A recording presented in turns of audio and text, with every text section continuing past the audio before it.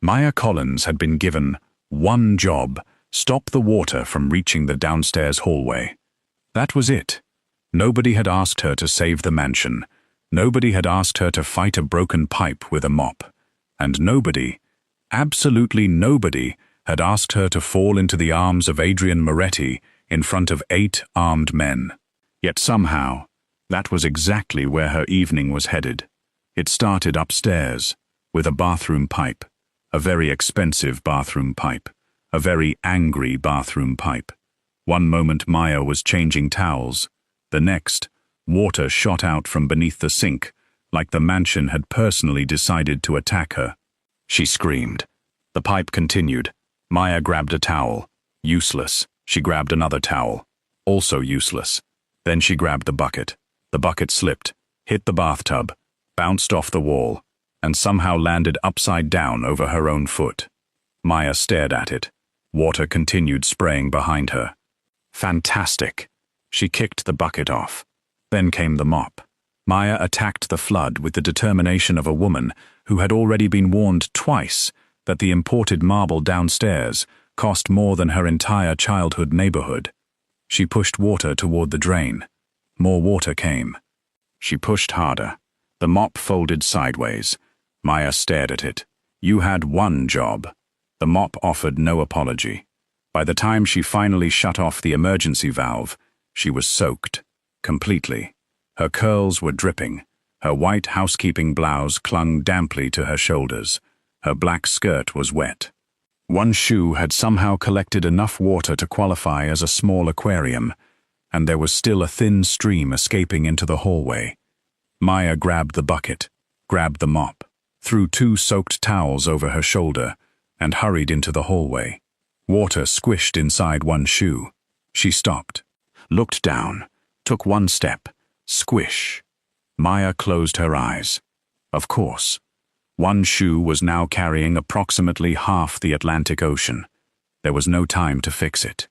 Behind her, another thin stream of water escaped from beneath the bathroom door and began creeping toward the staircase.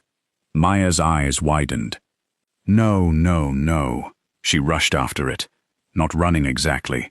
More like moving at the dangerous speed of a woman who knew she shouldn't run, but had also been informed during orientation that the pale marble downstairs had been imported from Italy. Apparently, Italy had sent Adrian Moretti flooring personally, and Maya was fairly certain her salary could not replace even one tile. She hurried down the corridor, mop beneath one arm, bucket in the other, wet towels sliding slowly from her shoulder. One fell. Maya stopped, picked it up. The mop slipped. She caught it against her hip. The bucket swung. Water splashed over the rim. Maya stared at it. Everybody behave. Nothing behaved, she continued. The mansion was unusually quiet that evening. Too quiet. Normally she heard footsteps, guards speaking into radios, kitchen staff arguing about dinner, someone opening and closing doors. Tonight, almost nothing. Maya should have wondered why. Instead, she was too busy attempting to walk without making her shoe announce every step. Squish. Maya grimaced. Squish. She whispered downward. You embarrass me one more time, and we're separating. The shoe remained unrepentant. She reached the bottom of the stairs. That was when she remembered there were extra absorbent cloths in a storage cupboard near the west corridor. At least, she thought it was the west corridor. The Moretti mansion had approximately 400 doors. Maya had worked there for 11 days, and she remained convinced half of those doors existed purely to humiliate new employees. She turned left, passed one hallway, then another, stopped, looked behind herself, frowned. This doesn't look right. She glanced toward a pair of enormous dark wooden doors. Maybe the cupboard was beyond them. Maybe. Maya shifted the bucket against her hip and used her shoulder to push one door open. It moved easily. Far too easily. She took 2 hurried steps inside, then stopped. Oh! Oh no! This was not a storage cupboard. This was not even storage cupboard adjacent. It was a conference room. A very large conference room. A very expensive conference room, and seated around the long black table were 8 men who looked as though they considered smiling a security vulnerability. Maya stood in the doorway, dripping, holding a mop, one wet towel hanging over her shoulder, her blue bucket swinging from one hand. 8 faces turned toward her. Slowly, Maya's gaze traveled around the table. Black suits, expensive watches, hard expressions, documents, photographs, phones placed face down, a large map spread across the center. Then her eyes reached the man sitting at the head and stopped. Adrian Moretti. Of course, because apparently humiliation was not satisfying enough unless management attended personally. Maya had seen him before, from a distance, across the foyer, stepping from one of those black cars that seemed to reproduce overnight, walking through the mansion with men following behind him. She had even cleaned his study twice, but they had never properly spoken. He was usually gone before she arrived, and when he was home, the entire staff seemed to develop excellent posture. Maya had once asked another housekeeper why everybody became so quiet around him. The woman had simply stared at her, then whispered, "Because we enjoy employment." That answer seemed considerably more useful now. Adrian sat perfectly still, dark suit, white shirt, one hand resting beside an open folder. His expression gave Maya absolutely nothing, which was somehow worse than anger. At least anger provided information. This man looked like he could decide your fate while wondering whether he wanted coffee. Maya's lips parted. Nothing came out. Amazing. Apparently there was a force powerful enough to stop her talking. Adrian Moretti, one of the men nearest him, looked from Maya to Adrian, then carefully back to Maya. Maya finally found her voice. It wasn't the voice she wanted. The voice she wanted was professional, composed, respectful. The voice she got said, "Please tell me one of you keeps towels in here." Silence. Maya's eyes closed. Why? Why had that been the sentence?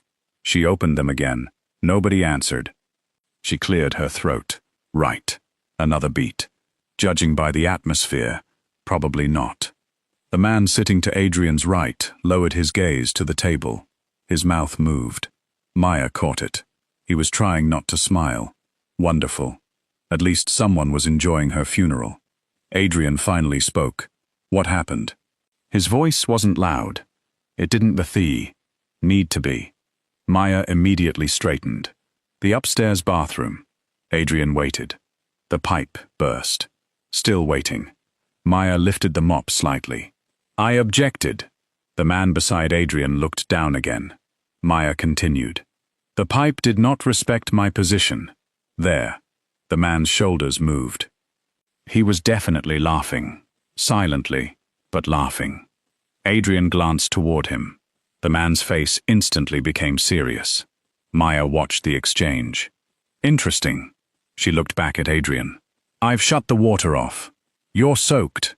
Maya looked down at herself, as if this information had only just arrived. "Yes."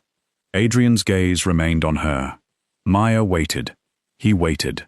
She became uncomfortable, then more uncomfortable, then extremely aware that there were 8 men watching the 2 of them. She shifted the bucket. Squish. Her shoe betrayed her. Someone at the far end of the table coughed. Maya looked down.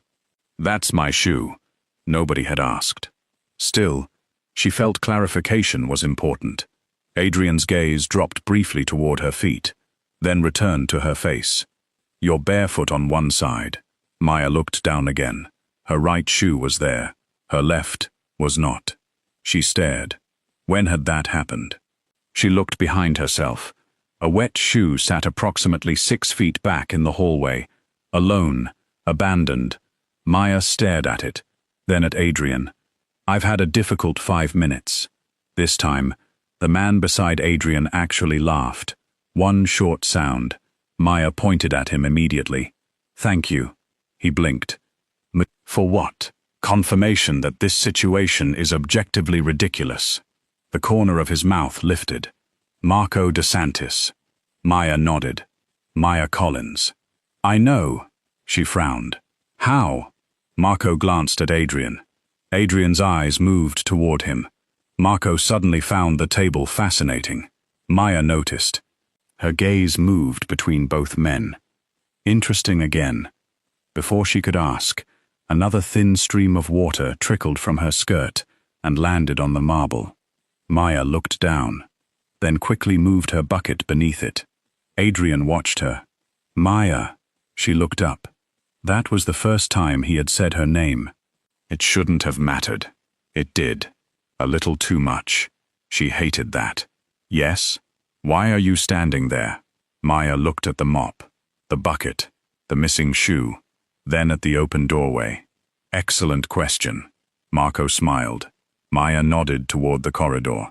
I was looking for the supply cupboard. This is the conference room. I've gathered that. The supply cupboard is 2 doors down. Maya went still. 2 doors down. She slowly looked toward the ceiling. Naturally. Of course it was. She looked back at Adrian. I'm going to pretend you didn't tell me that. For the first time, something moved in Adrian's expression. Tiny, almost invisible. But Maya caught it. His mouth wanted to smile. It didn't, but it wanted to. Maya's eyes narrowed. Were you about to laugh? No. Marco immediately looked at Adrian. Adrian ignored him. Maya tilted her head. You were. I wasn't. You definitely were. One of the other men suddenly became fascinated by his watch. Maya looked around. Then something occurred to her. Nobody in this room seemed accustomed to Adrian being teased. That should have been a warning. Instead, it made her curious. Very bad personality trait. She shifted the mop under her other arm. It's okay. Adrian's eyebrow lifted. What is? You can laugh. Marco's lips disappeared between his teeth. Adrian stared at her. Maya gestured vaguely toward herself. I entered your serious-looking meeting dripping water, missing 1 shoe, and carrying cleaning equipment.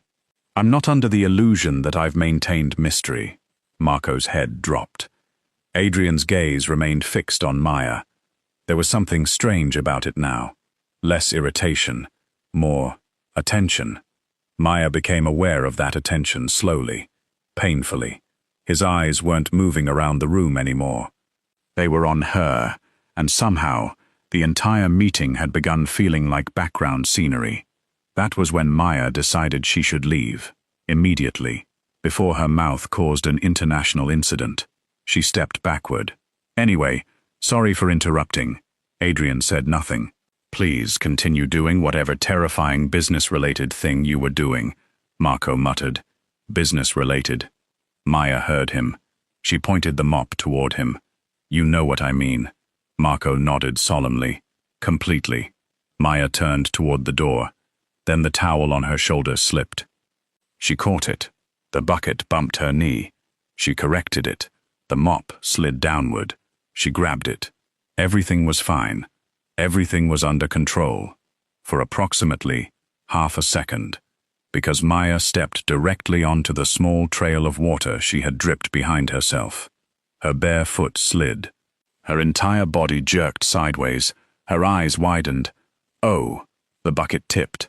Marco stood halfway. One captain pulled documents away from the edge of the table. Maya threw out one hand, caught absolutely nothing. The mop shot across the floor. The bucket escaped her fingers. Water splashed in a wide, glittering arc. And Maya, with the horrifying clarity of someone who knows disaster has already won, realized she was going down. Then Adrian moved. Fast. Much faster than a man sitting behind a conference table had any right to move. His chair pushed backward. He rounded the corner of the table. Maya saw black suit. Broad shoulders. Then one strong arm wrapped around her waist.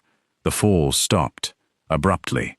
Her body swung forward from the momentum, straight into him. Her palm landed against his chest. Her other hand caught the front of his jacket. Adrian's grip tightened around her waist. And suddenly, Maya wasn't falling anymore. She was being held. By Adrian Moretti, in front of everyone. The room went quiet. Not regular quiet. The kind of quiet that arrives when 8 people realize they are witnessing something they will be discussing privately for years. The overturned bucket continued rolling. Slowly. Very slowly. Until... clunk. It hit the leg of the conference table. Maya's eyes remained shut. She wasn't ready. Perhaps if she simply kept them closed, she could wake up somewhere else. Different mansion. Different job. Different continent. Adrian looked down at the woman in his arms. She wasn't moving. Maya! Nothing. His voice lowered. You can open your eyes. Her eyes stayed closed. I disagree. Marco turned away. Adrian's mouth twitched. Maya felt the movement of his chest beneath her palm. Her eyes opened immediately. Did you just laugh? No. You moved. I breathed. Suspiciously. Marco covered his mouth. Maya finally looked up. And that was a mistake of an entirely different kind. Adrian was close. Much closer than she had ever seen him. Close enough for her to see the faint shadow along his jaw. Close enough to notice the small line near one eyebrow. Close enough to discover that his eyes weren't actually as cold as she had assumed. They were dark. Yes, intense, definitely. But there was something under all of that control. Something warm. Something currently focused entirely on her.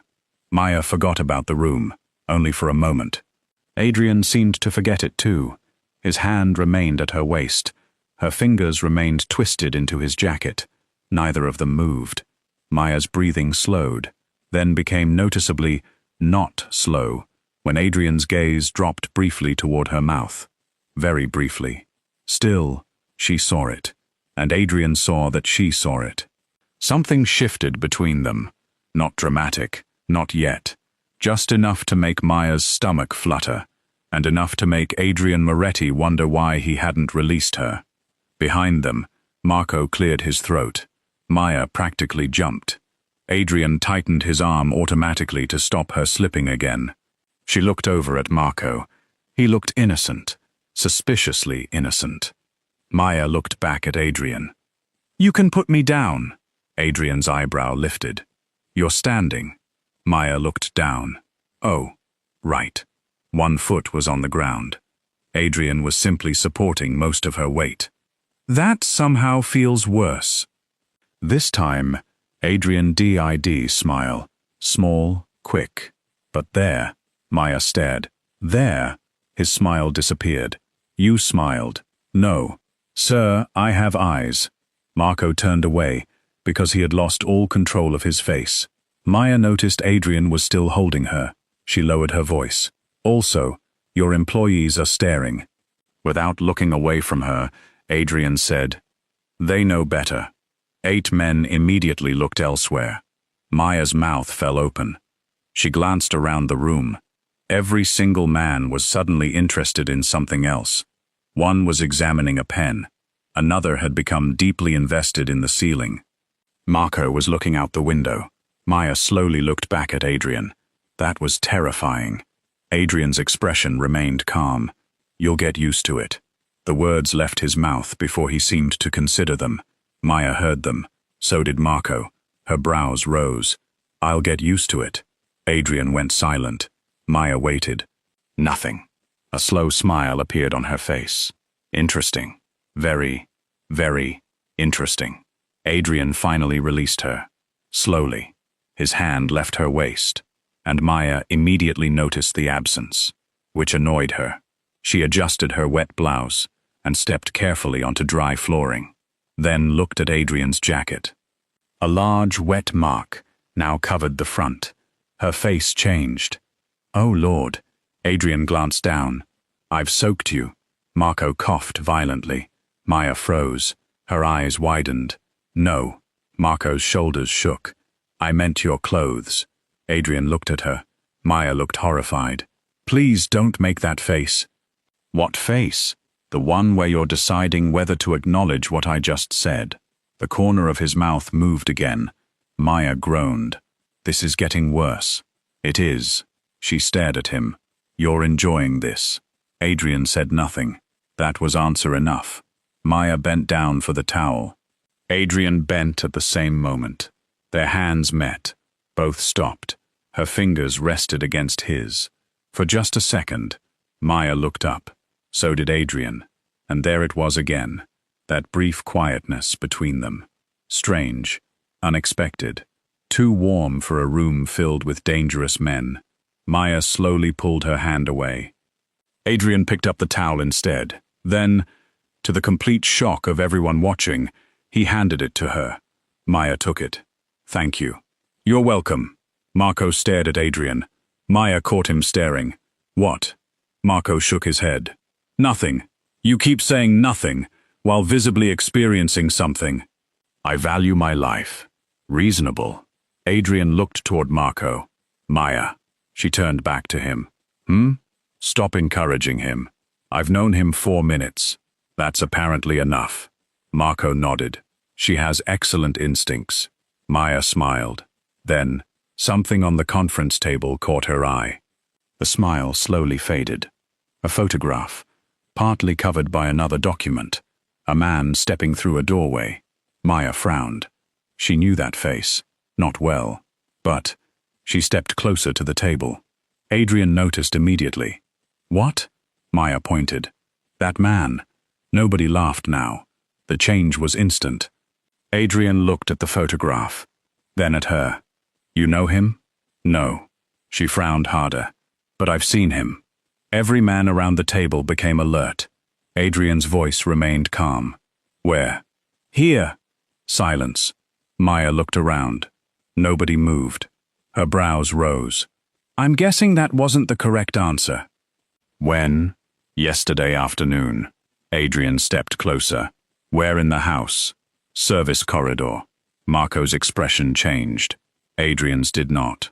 That was somehow more alarming. Maya continued. "He was wearing maintenance clothes." A man near the end of the table shifted slightly. Barely. Adrian saw it. Maya didn't. "Did he speak to you?" "Yes." "What did he want?" "Directions to the West offices." Now Adrian's attention sharpened completely. "What did you tell him?" Maya hesitated.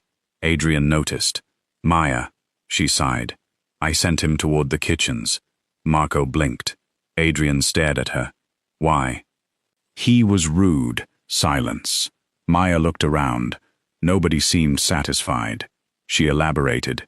"He snapped his fingers at me." She demonstrated. Snap, snap. Then said, "You, West offices." Maya folded her arms. So I smiled, pointed him toward the kitchens, and told him to turn left after the pantry. Marco stared at her. "What was left after the pantry?" Maya shrugged.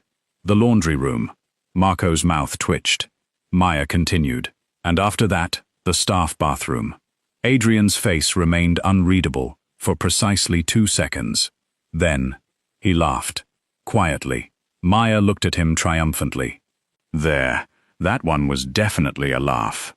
Adrian didn't deny it this time, but the amusement faded quickly, because Maya had just given him something important. Very important. The man in that photograph had no legitimate reason to be inside Adrian's home. He had entered disguised as maintenance. He had deliberately asked for the West offices, and someone with access, had gotten him past security. Adrian looked around the table. His eyes settled briefly on one man. Just briefly. Then back to Maya. Maya caught the movement this time. Her humor softened. Something wasn't right here. Adrian closed the folder in front of him. "Everyone out." Maya blinked. No one moved at first. One of the captains frowned. "Adrian, out." No raised voice, no threat. He didn't need either. Chairs moved immediately. Men gathered documents. Phones disappeared into pockets. Marco stood. Maya automatically reached for her mop. Adrian looked at her. "Not you." She stopped. Slowly. Marco's eyes went from Adrian to Maya, then down to the water covering half the floor. His grin arrived. Maya saw it. "Don't." Marco lifted his brows. "I haven't said anything. Your face has." He walked past her. "I like you." Adrian's voice came from behind them. "Marco, I am leaving." He disappeared through the doors. The remaining men followed, one after another, until the doors closed, and Maya found herself alone with Adrian Moretti. Her confidence, which had been doing surprisingly well, immediately packed its bags. She looked toward the doors, then at him, then at the mop, then back at him. So, Adrian watched her. Maya swallowed. This feels significantly less funny now. Does it? Yes. Why? Because there are no witnesses. Adrian's mouth twitched. Maya pointed at him. Do not. I haven't done anything. Your face is preparing. Adrian stepped toward her. Maya stayed where she was, barefoot, soaked, still holding a towel, yet she didn't look frightened. Embarrassed, definitely. Curious, absolutely, but not frightened. Adrian found that far more interesting than he should have. Maya cleared her throat. I assume this is where you tell me I no longer work here. No, she blinked. No? No. That seems irresponsible. Adrian's eyebrow rose. Maya gestured around. The meeting. A point toward the puddle. The floor. A point toward his chest. Your suit. Then toward the mop. And whatever emotional damage I caused that painting. Adrian looked toward the crooked frame. It'll recover. Maya stared at him. You're being surprisingly reasonable about this. I can change that. No need. Adrian took another step closer. Maya's humor faltered slightly. Not from fear. From him. From how differently his attention felt without 8 other people around. Adrian noticed her shiver. His eyes narrowed. You're cold. I've been soaked for 15 minutes. He removed his jacket. Maya stared at him. Wait. He held it out. Adrian, that is already wet because of me. Take it. You have an unusual approach to consequences. Maya. Something about the way he said her name made arguing suddenly more difficult. She took the jacket, wrapped it around her shoulders. Warmth immediately surrounded her. It was far too large. The sleeves swallowed half her hands. Maya looked down. Then at him. Now I look like I've stolen from you. You have. Her eyes widened. What? My meeting. Maya stared, then his mouth curved. She understood. You made another joke. I didn't. You absolutely did. I think the water affected your hearing. Your employees need to know about this. They won't. That sounded threatening. It was. Maya laughed. And Adrian, once again, forgot everything he had been thinking about before she entered the room. The traitor, the documents, the photograph. All of it moved somewhere behind the sound of Maya laughing inside his jacket. That annoyed him. It also made him want her to do it again. Maya pulled the lapels closer around herself. Thank you. This time there was no joke attached. Adrian's expression softened almost imperceptibly. You're welcome. A beat passed. Then another. Maya looked at him. Adrian looked at her. And for once, neither needed to fill the silence. Until Maya's abandoned shoe squeaked outside in the hallway as one of the departing men accidentally stepped on it. Maya closed her eyes. Adrian looked toward the door. From outside came Marco's voice. Found the other shoe. Maya covered her face. Adrian laughed. Louder this time. She looked at him through her fingers. This is the worst day of my career. Adrian's eyes stayed on her. No. Maya lowered her hands. No? He glanced around at the flooded conference room, at the overturned bucket, at the crooked painting, then back at the dripping woman standing in his jacket. For everyone else, perhaps. Maya stared at him. And somewhere outside those doors, Marco DeSantis heard enough to understand one very important thing. Adrian Moretti had dismissed an entire Mafia meeting. Not because Maya Collins had ruined it. Not because she had flooded the room. Not even because she had accidentally stumbled onto information about a security breach. He had dismissed them because for the first time all evening, Adrian wanted the room empty.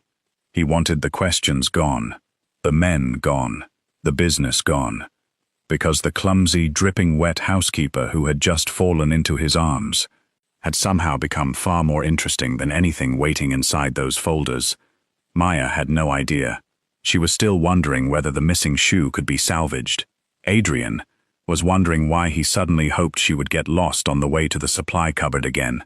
And that was going to become a much bigger problem. By 8 the next morning, Maya Collins had reached one important conclusion. She had survived. Barely. But survival, she discovered, came with consequences. The first consequence was that every employee in the Moretti mansion knew. Not the important part. Not the strange man in the photograph. Not the security breach. No. Naturally, the only information that had traveled through the house overnight was that Maya had entered Adrian Moretti's private meeting soaking wet, fallen directly into his arms, flooded half the conference room, and somehow walked out wearing his jacket. Household staff were extremely efficient when the subject was gossip. Maya entered the kitchen that morning, and conversation stopped. Not gradually, instantly. 7 people suddenly became deeply interested in breakfast preparation. One maid polished the same spoon for nearly a minute. The chef stared at an onion like it had personally betrayed him. Maya stopped in the doorway. She looked around. Nobody looked back. "Good morning," 7 voices answered at different volumes. Far too innocent. Maya narrowed her eyes. "Interesting." She walked toward the coffee. 2 housekeepers subtly moved aside. Maya poured herself a cup. Still silence. She added sugar. Still silence. Then Rosa, the senior housekeeper who had worked for the Moretti family for nearly 15 years, finally cracked. She leaned across the counter. "So," Maya closed her eyes. There it was. Rosa's voice dropped. "He gave you his jacket." Maya opened one eye. "Yes." 3 people stopped pretending not to listen. Rosa looked impressed. Not romantically impressed. Historically impressed. Like Maya had announced she had discovered electricity. "The black one." Maya stared. "He owns more than one black jacket." Rosa shook her head. "No. That one." Maya looked down at her coffee. Apparently, Adrian Moretti's wardrobe had a hierarchy. Wonderful. Another maid whispered that Mr. Moretti never lent anyone his clothes. The chef added that Adrian once made a cousin return a scarf after borrowing it without permission. Maya slowly lifted her head. Why does everyone know these things? Nobody answered. That was also suspicious. Maya drank her coffee. Then Rosa leaned closer. And Marco said the boss laughed. Maya nearly inhaled sugar. She coughed. "Marco needs hobbies. He has hobbies. Better hobbies." That ended the discussion. Mostly. Except now Maya had another problem. She had to return the jacket. She had washed it. Well, technically the dry cleaner had handled that after Rosa nearly fainted when Maya suggested putting it in the laundry machine. Apparently expensive wool required diplomacy. So at exactly 8:42, Maya stood outside Adrian's study, holding the garment bag. She knocked. No answer. She knocked again. Still nothing. Maya considered leaving. Excellent option. Strong option. Safe option. Then the door opened. Not because Adrian had called her in. Because Marco was coming out. Maya jumped. Marco stopped. His eyes dropped to the garment bag, then returned to her face. A slow smile appeared. Maya immediately pointed at him. "No." Marco raised both hands. "I haven't said anything. You're about to. I was merely going to say good morning." "That smile has never said good morning in its life." Marco laughed, then stepped aside. Inside the study, Adrian sat behind his desk. Dark shirt. Sleeves rolled. No jacket. Of course, no jacket. Maya suddenly became painfully aware that she was holding the reason. Adrian looked up. His eyes went first to her, then the garment bag, then back to her. Marco noticed the entire sequence. Maya noticed Marco noticing. This man was going to become a problem, a very entertained problem. Marco left. Maya stepped inside. The door closed behind her. She held up the garment bag. "Your property survived." Adrian leaned back slightly. "You had it cleaned." I considered returning it smelling like bathroom water and panic, but Rosa threatened me. Something moved at the corner of his mouth. Maya saw it immediately. She pointed. There. Adrian's expression flattened. Good morning, Maya. Deflection. Maya. Fine. She approached the desk and placed the jacket carefully across a chair. Adrian looked at it, then at her. You could have kept it longer. Maya stared. Why? You were cold. That was yesterday. You could be cold again. Maya's brows rose. That sounds suspiciously like you're trying to create a long-term jacket arrangement. Adrian paused. Maya waited. He looked back at the papers in front of him. Conversation over, which meant Maya had won. Excellent. She turned toward the door, then stopped. Something on the desk caught her eye. A maintenance log. She recognized the format immediately, because housekeeping saw every maintenance request before repairs entered occupied rooms. Maya frowned. One date stood out. Yesterday. West Corridor. Electrical inspection. She looked at Adrian. Is that from yesterday? Adrian's attention sharpened. Yes. Maya stepped closer. The humor faded. There wasn't an electrical inspection yesterday. Adrian said nothing. Maya continued. I checked the maintenance board before starting upstairs. The only scheduled work was the guest wing air conditioning. His expression changed, very slightly.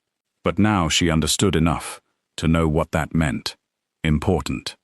Adrian pulled the sheet toward himself. You're certain? Maya nodded. Victor updates the board every morning. West Corridor wasn't listed. Victor Salerno, estate operations manager. A man everybody trusted. Adrian's eyes lowered to the page. A name had been signed at the bottom. The signature was blurred from photocopying, but the authorization initials were clear. V.S. Victor Salerno. Maya watched Adrian's face. Nothing. No shock. No anger. That somehow made the moment heavier. Then Adrian closed the folder. Just like that. Maya knew enough to stop asking questions. Mostly. She pointed toward the paper. Should I be worried? No. Too fast. Maya tilted her head. Adrian knew immediately he had made a mistake. You answered very quickly. I answer quickly, not when I ask if your curtains need dusting. That's different. Exactly. He stared at her. Maya folded her arms. You're hiding something. Adrian's gaze dropped briefly to the motion, then back to her face. I'm handling something, which is Mafia language for hiding something. Maya? She lifted one hand. Fine, and she meant it, mostly. She turned to leave. Adrian watched her reach the door. Then, Maya. She looked back. Don't use the West Corridor today. Her smile disappeared. Why? Repairs. She stared at him. He stared back. Maya slowly nodded. Repairs. Yes, that was absolutely not repairs. But she left anyway, and Adrian remained behind the desk, looking at the maintenance log, because Maya had now done it twice. Twice, she had noticed something his own people missed. First, the stranger disguised as maintenance. Now, a false maintenance authorization, and both incidents led toward the same uncomfortable possibility. Someone inside his house was helping an outsider move through Moretti property. Someone trusted, someone close. And Adrian did not like how quickly Maya had become connected to it. Not because she was suspicious, because whoever was responsible might soon realize that she had become useful to him. And Adrian Moretti had learned many things in 37 years. One of them was simple. People became dangerous when they realized what mattered to you. And Maya Collins, with her wet shoes, her impossible mouth, and her ridiculous arguments with furniture, was beginning to matter far more than she should. The rest of the morning became significantly less serious, mostly because Maya declared war on a vacuum cleaner. The vacuum had already earned the name Lucifer 3 days earlier. Not because it was powerful, because it was evil. It worked perfectly for everyone else. For Maya. It made noises, stopped unexpectedly. ate the edge of carpets, and once attempted to consume the hem of her skirt. By noon, Maya had dragged Lucifer into the east hallway and was glaring at it. "You have one opportunity." The vacuum remained silent. "Do not embarrass me today." Still silent. Maya plugged it in, pressed the switch. Nothing. She pressed again. Nothing. Maya inhaled. Behind her, Adrian entered the hallway. She didn't hear him. Marco did. Marco had been walking beside Adrian discussing security rotations when both men stopped. Maya kicked the vacuum lightly. "Work!" Nothing. She pressed the switch. Lucifer finally roared to life. Maya smiled triumphantly. Then the vacuum immediately sucked up the end of a curtain. Maya gasped. "No!" She lunged. The machine pulled harder. The curtain descended several inches. Maya grabbed the fabric. Lucifer continued consuming it. "Release her." Adrian stopped. Marco looked at him, then at Maya. Maya pulled one direction. The vacuum pulled the other. The curtain rod shook. Adrian crossed his arms. Marco whispered that they should probably intervene. Adrian said nothing. Maya finally ripped the curtain free. She stumbled backward, hugging the rescued fabric to her chest. Lucifer shut off. Silence. Maya pointed at it. "You are a criminal." Adrian's voice came from behind her. "That seems harsh." Maya froze. Slowly, very slowly, she turned. Adrian stood several feet away. Marco beside him. Maya looked at the vacuum, then at Adrian. Then back at the vacuum. He started it. Marco looked away. Adrian's mouth twitched. Maya pointed immediately. "There. You're imagining things." "I am not." Marco quietly excused himself. Adrian looked at him. Marco kept walking. Coward. Maya crouched beside Lucifer. "This machine hates me." Adrian approached. "It's a vacuum. Exactly what he wants you to think." Adrian stared at her. Maya stared back. Then he crouched, pressed one button. The machine started immediately. Maya's mouth fell open. Adrian turned it off. Silence. Maya looked at him. Then Lucifer. Then Adrian again. "You've betrayed me." Adrian stood. "You may need training." Maya narrowed her eyes. "You're becoming arrogant because machinery respects you. It's a useful quality. Your people respect you too, usually." Maya nodded toward Lucifer. "So basically same management strategy." Adrian laughed. Actually laughed. And this time Maya smiled because she had caused it. No embarrassment. No accident. Just her. That realization felt unexpectedly good. Adrian noticed her expression change. For half a second, the hallway became quiet. Not uncomfortable, just softer. Then Maya looked down at the vacuum. "I still don't trust him." Adrian's eyes stayed on her. "Neither do I." And that was how Lucifer became the first household appliance to receive personal suspicion from the head of the Moretti organization. Adrian Moretti had lived by routine for years. Wake at 6, exercise, coffee. Leave the mansion before 8, return late, work until midnight, repeat. That schedule had survived business wars, police investigations, family funerals, political scandals, and one extremely inconvenient period when Marco attempted intermittent fasting and became unbearable before lunch. Then Maya Collins appeared, and suddenly, Adrian started coming home early. The first time, nobody noticed. The second time, Rosa noticed. The third time, Marco noticed. By the fifth time, everyone noticed. Adrian returned at 5:40 on Monday. Maya happened to be cleaning the library. Tuesday. 5:15. Maya was reorganizing linen deliveries. Wednesday, 4:52. Maya was polishing the staircase banister. Thursday, Adrian arrived at 4. Marco looked at his watch, then at Adrian, then at his watch again. Adrian kept walking. Marco followed. "You're early." "No, it is 4 o'clock." "I know how clocks work." "I'm beginning to question that." Adrian stopped. Marco almost walked into him. Adrian turned.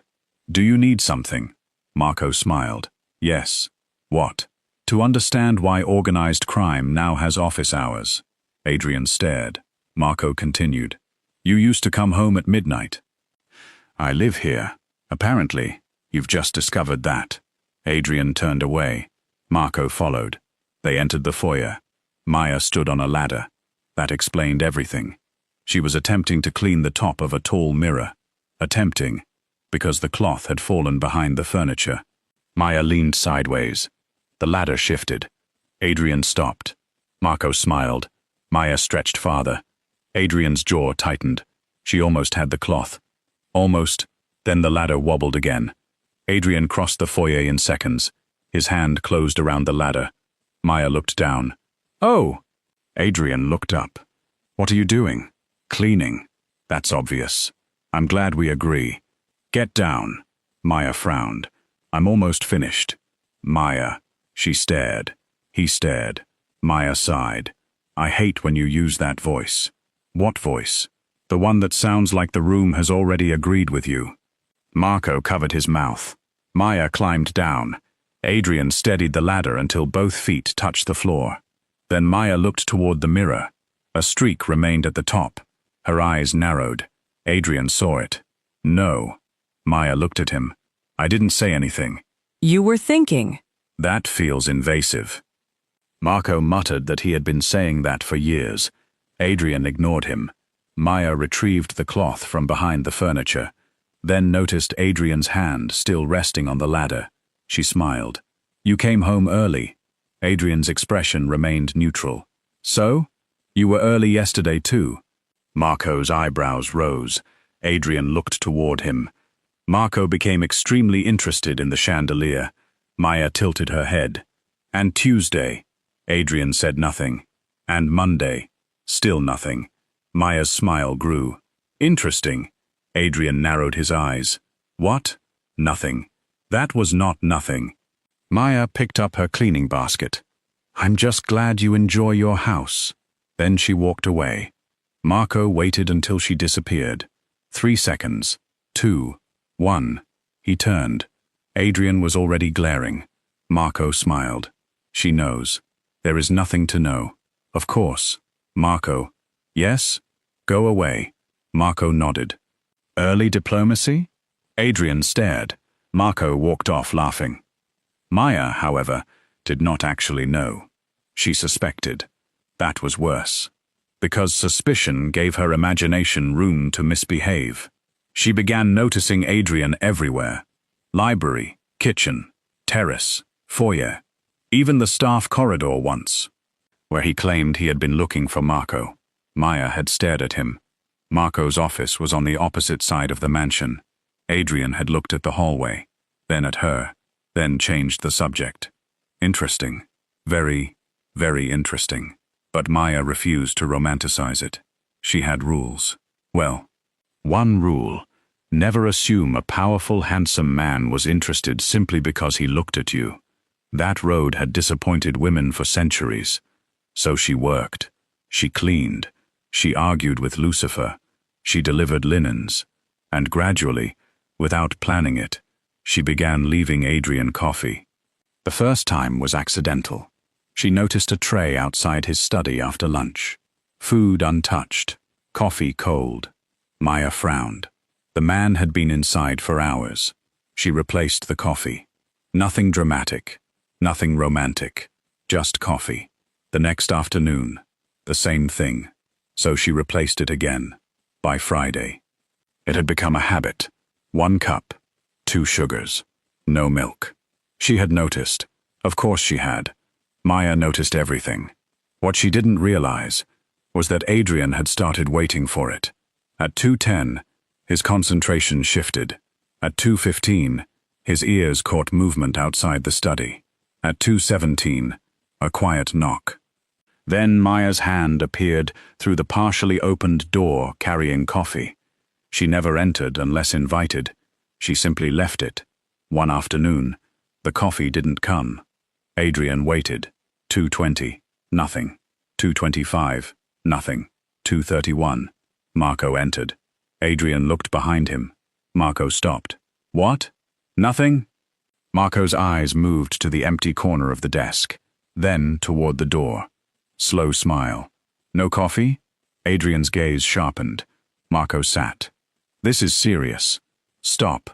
I'll call security. Marco, perhaps she's been kidnapped. Adrian's chair moved slightly. Marco froze. That reaction had been too fast. Adrian realized it. Marco definitely realized it. Then, the door opened. Maya appeared. Coffee in one hand, a small plate in the other. Sorry, Chef made lemon cake, and Rosa threatened me if I didn't bring you some. Adrian looked at her, then at Marco. Marco smiled. Crisis resolved. Maya frowned. What crisis? Nothing. Adrian pointed toward the door. Marco. Marco stood. Maya stepped aside. As Marco passed her, he whispered, he was waiting. Adrian's voice sharpened behind them. Marco. Marco disappeared. Maya looked toward Adrian. He looked down at the file in front of him. Maya slowly approached. You were waiting? No. She set the coffee down. The cup seems to disagree. Adrian looked at it. Maya placed the cake beside it. His attention shifted. You brought food. You keep forgetting to eat. I eat. Coffee is not lunch. I know. You behave like you don't. Adrian stared. Maya folded her arms. I clean your office. I see the trays. You monitor my meals. Someone should. That sentence settled between them differently. Neither smiled. Adrian looked at her.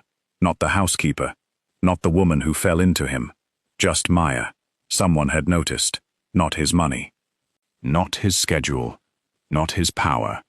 Whether he ate lunch. It was such a small thing, and somehow it reached somewhere large. Maya realized he had gone quiet. She became nervous. Nervous, Maya talked. Well, eat the cake before Marco comes back. He looks like someone who steals desserts. Adrian's mouth curved. He does. See? She turned. Adrian stopped her. Maya. She looked back. Thank you. Her expression softened. You're welcome. And there it was again. That quiet little moment. Too warm. Too easy. Maya left before she could examine it. Adrian watched the door close. Then looked at the lemon cake. He ate the entire piece. Marco returned 20 minutes later. He saw the empty plate, said nothing. Adrian looked up. Marco smiled. Still said nothing. It was somehow much worse. Luca Romano arrived on Friday, and immediately became Adrian's least favorite person in the mansion.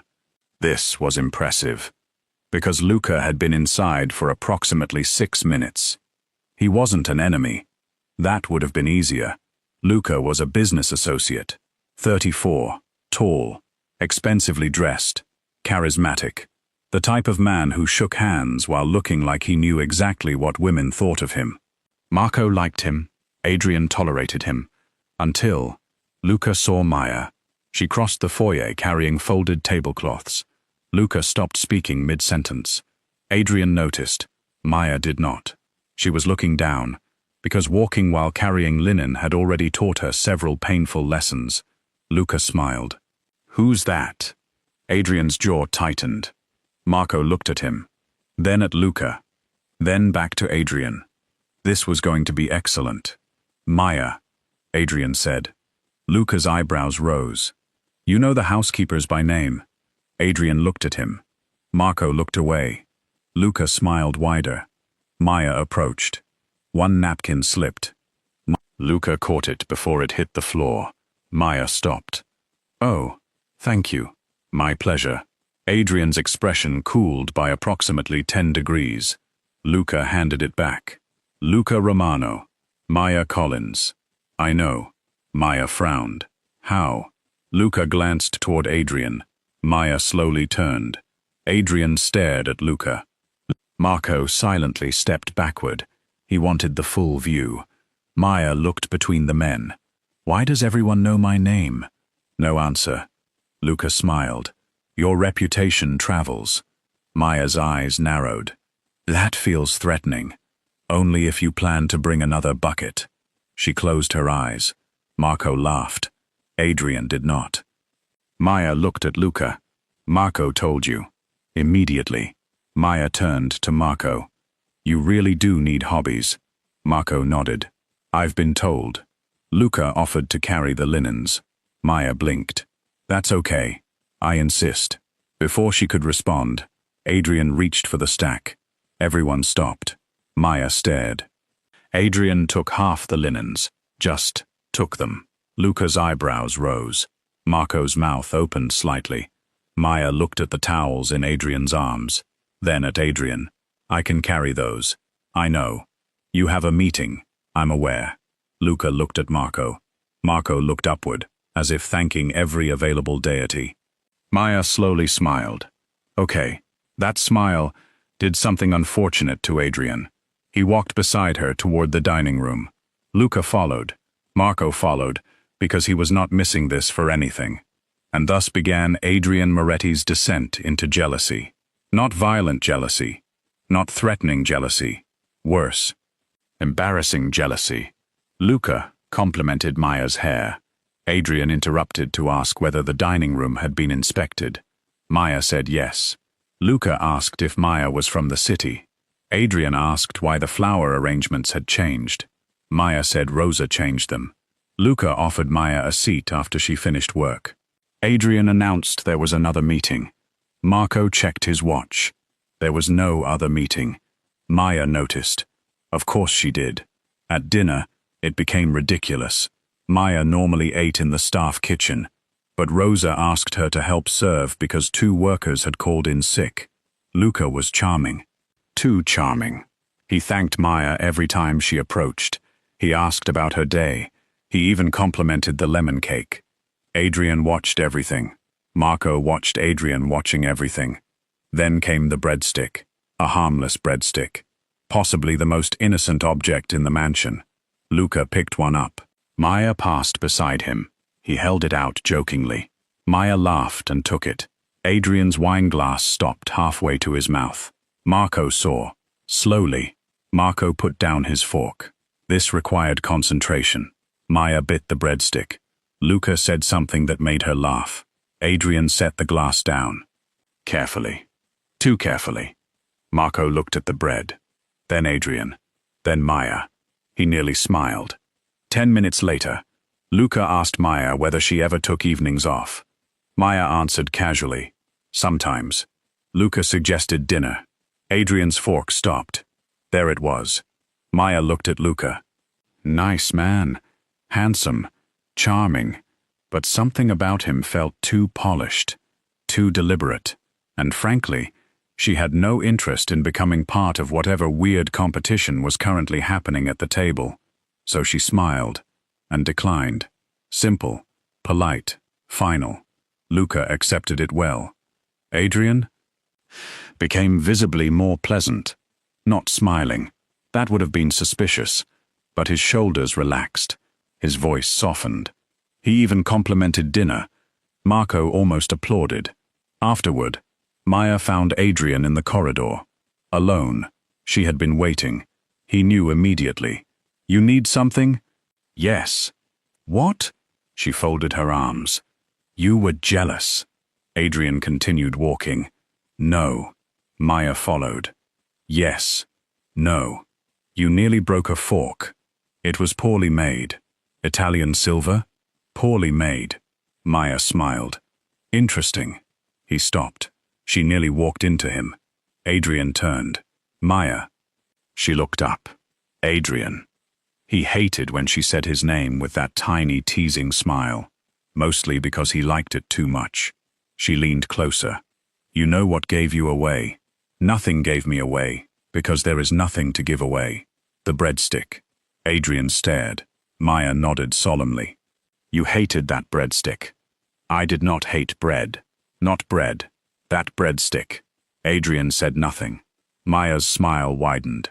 You looked at it, like it had insulted your family. His eyes narrowed. Maya started laughing. Then Adrian did something she did not expect. He stepped closer. Very close. The laughter slowly faded from Maya's face. Adrian's voice dropped. And if I was jealous, Her heart skipped. There. Finally. No joke. No Marco. No audience. Just the question. Maya looked at him. Then I'd ask why. Adrian's eyes moved over her face. Because you laugh with him. Because he looks at you too easily. Because I hate how much I notice when someone else gets your attention. None of those words left his mouth. Instead, I don't like him. Maya fought a smile. Very convincing. Adrian's gaze dropped to her lips. Again. This time longer. Maya noticed. Her teasing disappeared. Adrian's hand shifted at his side. He almost reached for her. Almost. Then footsteps approached. Marco. Of course. He appeared around the corner. Saw them. Stopped. Maya immediately stepped back. Adrian closed his eyes. Marco looked between them. I can return later. Adrian's stare could have frozen water. Marco smiled. Much later. Maya fled. Marco waited until she disappeared. Then, the breadstick? Adrian walked away. Marco followed. What happened with the breadstick? Marco, I need context. You need silence. I have never needed silence. Adrian knew. Everyone knew, and somewhere down the hallway, Maya leaned against a wall, hand over her heart, wondering why being almost kissed by Adrian Moretti felt significantly more dangerous than falling into his arms. The kiss happened 4 days later, not in a luxury restaurant, not beneath chandeliers, not during a dramatic rainstorm. It happened beside Lucifer, which Maya would later consider deeply disrespectful. The week had been strange. Adrian's investigation continued quietly. Maya didn't know details, but she noticed extra guards, different access rules, and Victor Salerno spending more time near the West offices. Victor had always been pleasant to her, too pleasant perhaps, the kind of pleasant that never reached his eyes. Still, she had no proof of anything, so she worked. Then on Tuesday afternoon, Lucifer died. At least Maya hoped he had. She stood in the utility room, staring down at the silent vacuum. Finally. Nothing. You had a long criminal career. Silence. You will not be missed. Adrian entered behind her. Maya turned. How long were you standing there? Long enough. You heard nothing. I heard a eulogy. He deserved worse. Adrian stepped closer. Maya crouched and opened the back panel. Wires. Dust. A suspiciously large button. Adrian watched. You know what you're doing? No. Good. Maya looked over her shoulder. That sounded judgmental. It was. She returned to the vacuum. Adrian leaned against the doorway. He had started doing this lately. Appearing. Watching. Not saying much. Maya pretended she didn't like it. She was becoming a poor liar. She pressed something. Lucifer exploded to life. Maya screamed. The vacuum rolled forward, straight toward Adrian. He stepped aside. Maya lunged after it. Stop, Lucifer continued. Adrian reached down, unplugged it. Silence. Maya stared. Adrian held up the cord. She narrowed her eyes. I knew that. Clearly. You could have died. From a vacuum? He has ambition. Adrian laughed. Maya smiled. Then, the moment changed. Not suddenly. Slowly. Slowly. Adrian was still close. Maya was still kneeling. He offered his hand. She looked at it, then took it. Adrian pulled her to her feet. A little too easily. Maya ended up closer than expected. Her hand remained in his. Neither released. The utility room became quiet. No Marco. No staff. No teasing audience.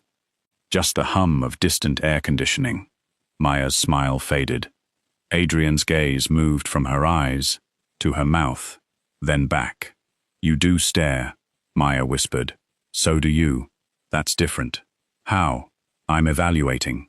What? She looked at him. The situation. Adrian stepped closer. And Maya's pulse increased. Unclear. His hand slid from hers to her waist, slowly, giving her time to move. She didn't. Maya swallowed. Adrian. He waited. That mattered. He did not pull. Did not assume. Just waited. Maya looked at his face, then at his mouth. That was enough. Adrian kissed her, soft at first, careful. Almost surprisingly careful for a man who handled everything else with absolute certainty. Maya's hand moved to his chest, then his shoulder. Adrian's arm tightened around her waist. The kiss deepened, warm, unhurried, and for several beautiful seconds, Maya forgot everything. The mansion, the gossip, the ridiculous vacuum. Even the fact that she had promised herself she would not romanticize this man. Then Lucifer turned on, by itself. Both of them jumped apart. The vacuum lurched forward. Maya screamed. Adrian stared. Lucifer bumped into the wall, stopped, silence. Maya looked at the vacuum, then Adrian. Then the vacuum. I told you. Adrian covered his mouth. Maya's eyes widened. Do not laugh. Too late. He laughed. Actually laughed. Head lowering slightly, shoulders moving. Maya stared, then started laughing too. Soon they were both standing in a utility room, laughing beside a malfunctioning vacuum cleaner. After their first kiss, romantic dignity completely destroyed, and somehow Maya loved it. Adrian looked at her, hair slightly messy, cheeks warm, smile wide.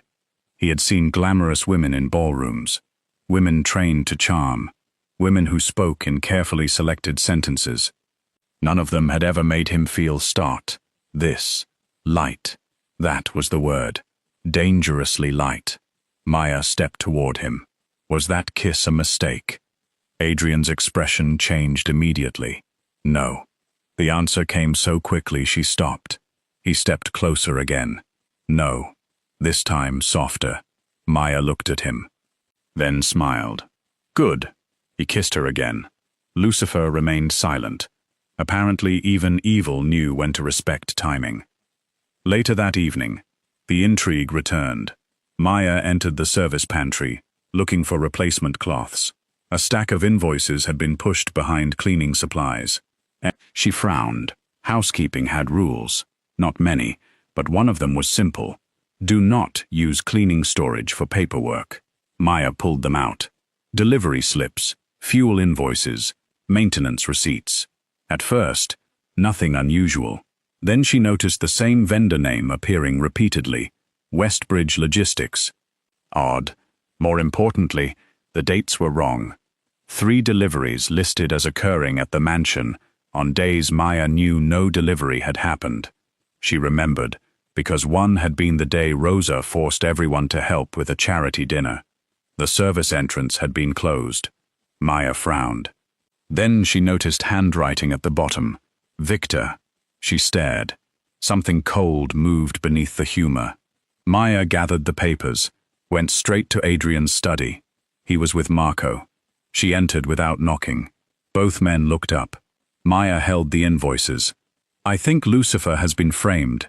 Silence. Marco looked at Adrian. Maya walked forward. I found these behind cleaning supplies. Adrian took them. His face changed. Immediately. Marco moved beside him. They reviewed the dates. Maya watched. No jokes now. Adrian asked where exactly she found them. She explained. Then Marco said a name. Victor. Maya's stomach tightened. Adrian looked at her. Did anyone see you take these? I don't think so. His jaw hardened. Maya caught it. What? Nothing. Ah, that's becoming your favorite lie. Adrian stood. Maya, go back to your room. Her eyes narrowed. Why? I'll explain later. No. Adrian stopped. Marco looked between them. Maya folded her arms. No. Maya. You don't get to kiss me in a utility room and then immediately become mysterious criminal management. Marco slowly turned his face away. Adrian closed his eyes. Maya continued. If I'm involved, tell me. Adrian looked at her. And this was where he made the mistake. Not because he didn't care, because he cared too much. You're not involved. Maya's face changed. That's obviously untrue. Go upstairs. She stared. Then something shut down behind her eyes. Not anger yet. Disappointment. Adrian saw it. Too late. Maya nodded once. Fine. Then she left. Marco waited until the door closed. He looked at Adrian. That went well. Adrian's stare sharpened. Marco continued. You know, for a man who negotiates multi-million-dollar agreements, your interpersonal instincts are fascinating. Not now. You kissed her. Adrian looked at him. Marco raised both hands. The staff corridor has acoustics. Adrian's expression darkened. Marco corrected himself. Allegedly. Then he pointed at the invoices. Victor? Adrian looked down. Yes, Victor. And if Victor had hidden evidence in a housekeeping pantry, there was now one question Adrian hated. Did Victor know Maya had found it? Because if he did, the situation had changed. Completely. Maya discovered the guards 2 days later, not because they were bad at following her, because one of them bought the same newspaper 3 times. Maya had gone into town on her afternoon off. Bakery, pharmacy, small market, bookshop.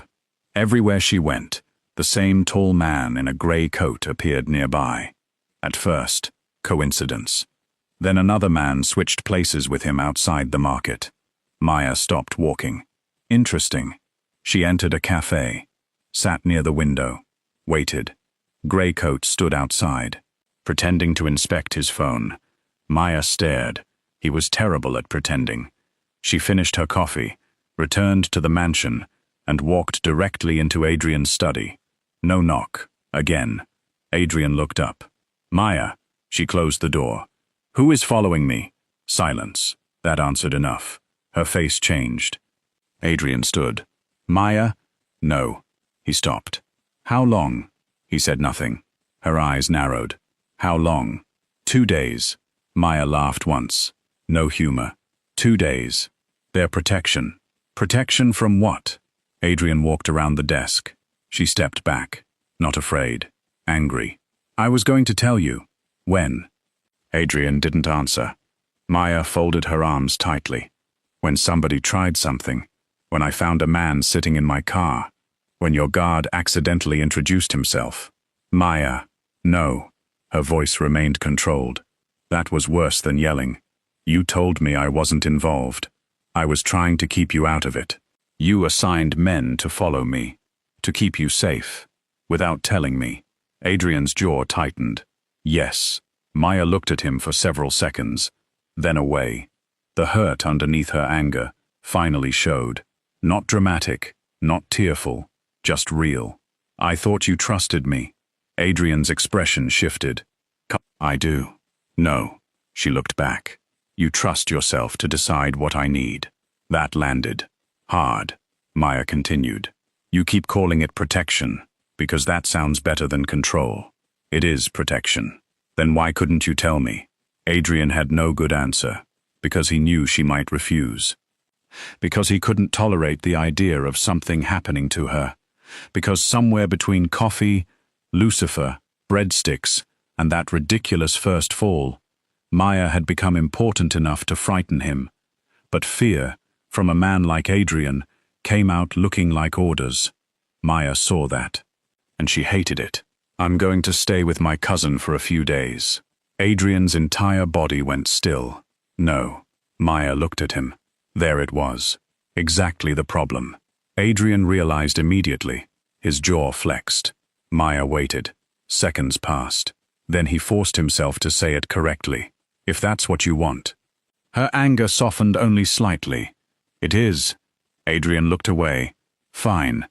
Maya reached the door, then stopped. She did not turn. The kiss wasn't the mistake. Adrian looked at her. Maya swallowed. The way you handled this was... Then she left. The mansion became intolerable.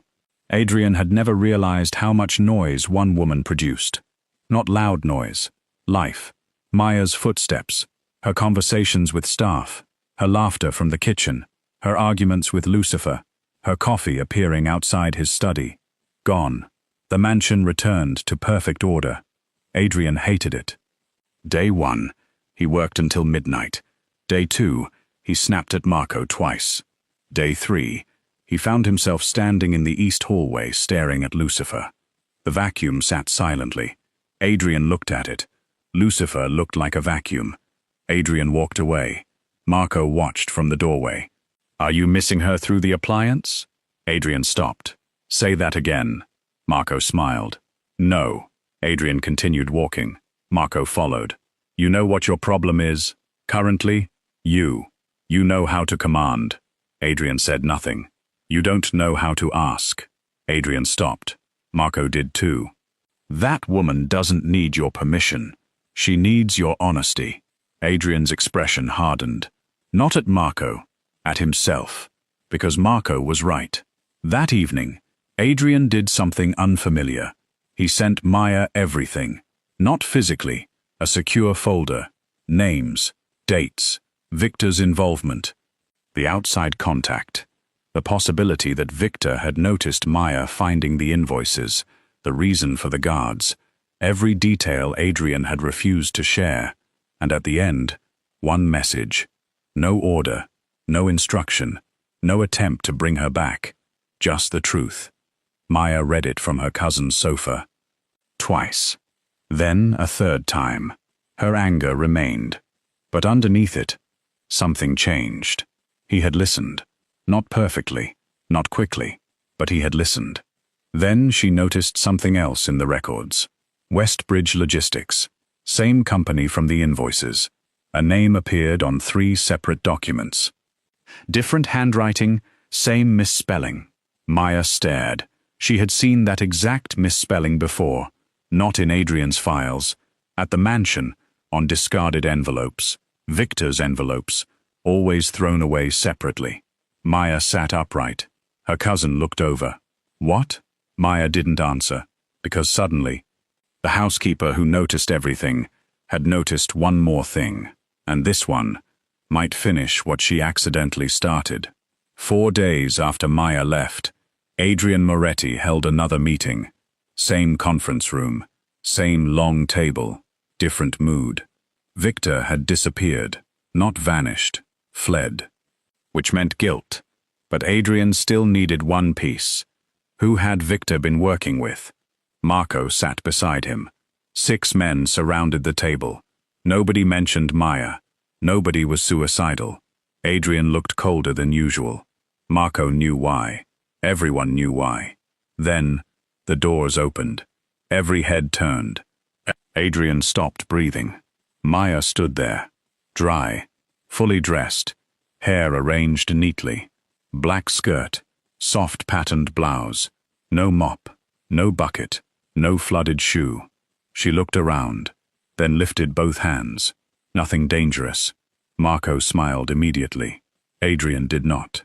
He stood. Maya. She looked at him. Something passed between them. Warm, careful, unfinished. Maya walked toward the table. Nobody spoke. She placed one envelope down. I remembered something. Adrian looked at it. Westbridge Logistics. Maya pointed at the company name. Every letter Victor received from them had this spelling mistake. Marco leaned closer. The word freight had been written fright. Simple. Consistent. Maya continued. Victor always threw those envelopes away separately. I noticed because he kept putting them in the paper recycling and then taking them out when he thought no one was looking. Adrian's eyes sharpened.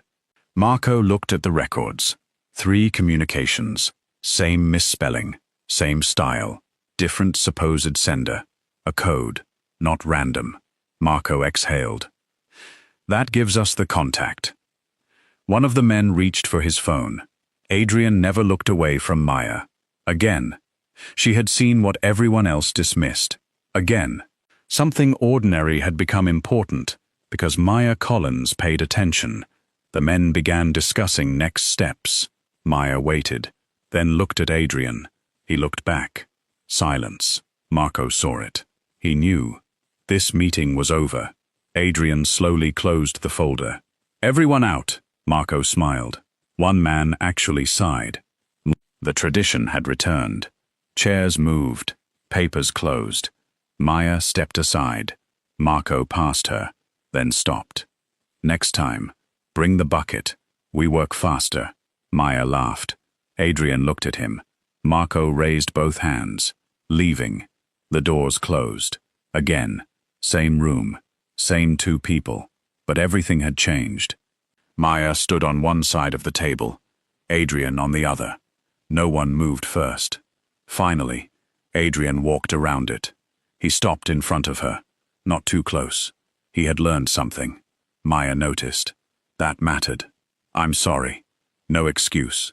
No explanation. Just that. Maya looked at him. Adrian continued. I should have told you. Yes. I should have trusted you to decide. Yes. I didn't. No. He almost smiled. Maya's mouth twitched. You're doing well. Am I? Moderately. Adrian exhaled.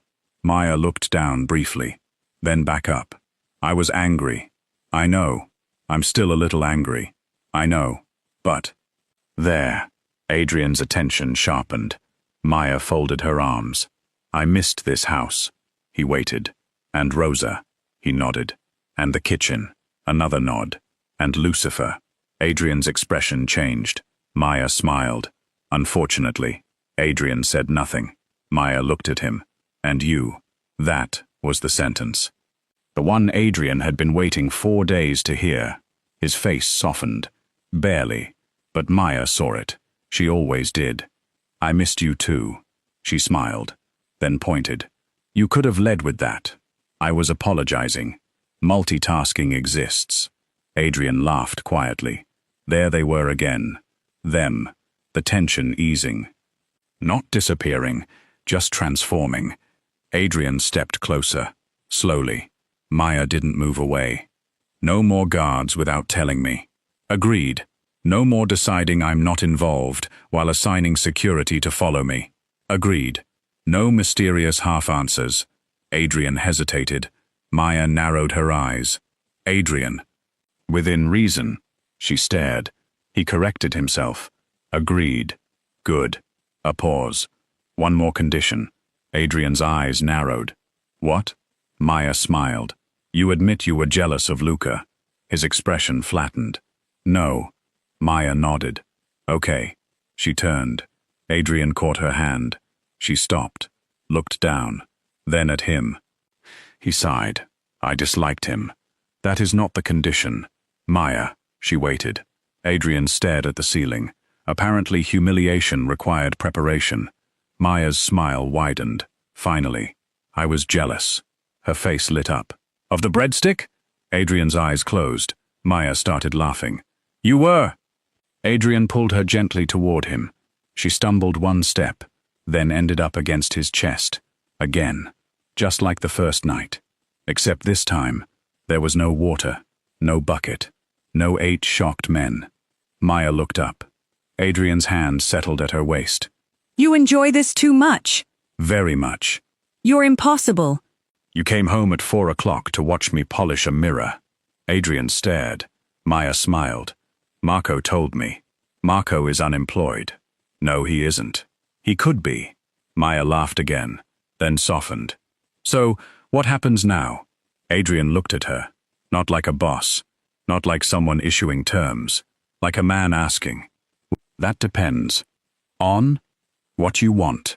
Maya held his gaze. There. Growth. Simple, but real. She lifted one hand to his chest. I want honesty. You have it. Respect. You have it. Coffee. He raised an eyebrow. You make the coffee. Details. Adrian smiled. Maya's eyes dropped to his mouth. And maybe, she paused deliberately. Adrian waited. One more attempt at that utility room kiss. His arm tightened around her waist. That can be arranged. This time, when Adrian kissed her, nothing interrupted. No malfunctioning vacuum. No suspicious breadstick. No Marco. No flood. Just a slow, warm, well-earned kiss in the exact room where Maya had once crashed into his life, soaking wet and terrified. When they finally separated, Maya looked around the conference room, then at Adrian. You know, he waited. The first time I came in here, I thought you were going to fire me. I remember. I also lost a shoe. I remember. And nearly killed one of your men with a mop. He remembers. Maya smiled. And somehow, that became this. Adrian looked at her. Yes, that seems irresponsible. Probably. She laughed. Then Adrian kissed her again. 3 months later, the Moretti mansion had changed. Not dramatically. The guards still stood at the gates. Meetings still happened. Men still became nervous when Adrian went quiet. But the house itself felt different. Warmer. Louder. Mostly because Maya had been promoted. Official title, Head of Household Operations. Unofficial title, the only woman in the mansion who could enter Adrian's study without knocking and survive. She no longer cleaned every room herself. But she still insisted on checking everything, including Lucifer. The vacuum had somehow survived. Maya considered that evidence of corruption. One evening, Adrian entered the kitchen. Maya stood beside Lucifer, arms folded. The vacuum sat silent. Adrian stopped. What happened? He knows. Adrian looked at the machine. Maya. He ate another curtain. Adrian glanced toward the hall. Half the curtain hem was missing. He looked back. Maya pointed at Lucifer. I want consequences. Adrian crossed his arms. What do you suggest? Exile. Where? Marco's office. Adrian's mouth twitched. Maya smiled. There. What? The face. He stepped closer. You're still doing that. Always. Adrian wrapped an arm around her waist. Maya leaned into him easily now. No surprise. No awkwardness. Just familiarity. Across the doorway, Marco appeared. Saw them. Stopped. Maya noticed. Marco looked at Lucifer, then at Adrian. Another meeting? Adrian's eyes narrowed. Marco grinned. I'll dismiss myself. He disappeared. Maya laughed against Adrian's chest, and Adrian, the cold Mafia boss who once believed quiet meant control, looked down at the woman who had brought noise, chaos, laughter, coffee, jealousy, and one deeply untrustworthy vacuum cleaner into his life, and realized something. His mansion had been perfectly organized before Maya Collins arrived, perfectly controlled, perfectly predictable, and completely boring. Then she raced down a hallway dripping wet, opened the wrong doors, fell into his arms, and accidentally helped expose the betrayal inside his own organization. Maya once thought that moment was the most embarrassing disaster of her life. Adrian knew better. It was the best interruption he had ever received, because after spending years making sure nobody disturbed his meetings, the cold Mafia boss had finally found the one woman he never wanted to send away.